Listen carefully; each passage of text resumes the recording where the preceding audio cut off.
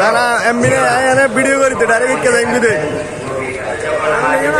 কারো না লই মিলাদুন নবী দেখতেন রাস্তা থেকে যেখানে যেখানে গাছ আছে বৃক্ষ আছে নিজের মূল শিকড় সহ উঠে এসে মুস্তাফা রহমতুল্লাহ আলামিন নবীর চতুর্পার্শ্বে ঘেরাও হয়ে আমার নবীর জন্য বাথরুম তৈরি হয়ে যেত সুবহানাল্লাহ।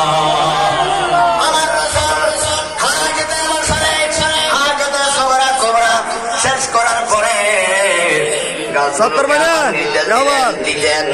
ওই গাছগুলো আবার আপন জায়গায় গিয়ে স্থাপিত হয়ে যেত। বড় করে বলুন সুবহানাল্লাহ।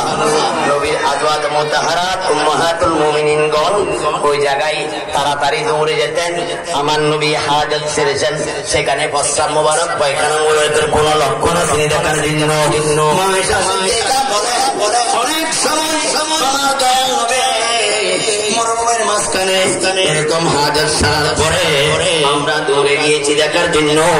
আর দেখলাম জমিনের মধ্যে কোন পায়খানা প্রস্রাব মোবারকের লক্ষণ নাই, বরং জমিন থেকে মেশকা আম্বরের খুশবু বাইর হচ্ছে। চিৎকার দিয়ে বলুন সুবহানাল্লাহ। আর বড় করে বলুন সুবহানাল্লাহ। আশিকে বিনে কে বুঝিবে দয়াল নবীর শান।